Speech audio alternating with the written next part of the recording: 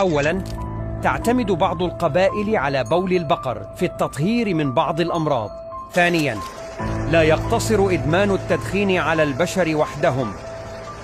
ثالثاً، تناولت العقرب فكان وجبتها الأخيرة.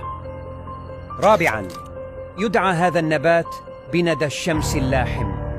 خامساً، المرة القادمة لا تفكري حتى في الاقتراب من صغاري. سادساً، يبدو أن هذه الدجاجة قد اختلط عليها الأمر. سابعاً، اللهم ارزقني توفيق الصالحين وحب الصادقين وجوار المتقين، اللهم اجعلني معهم في الدرجات العلى من الجنة.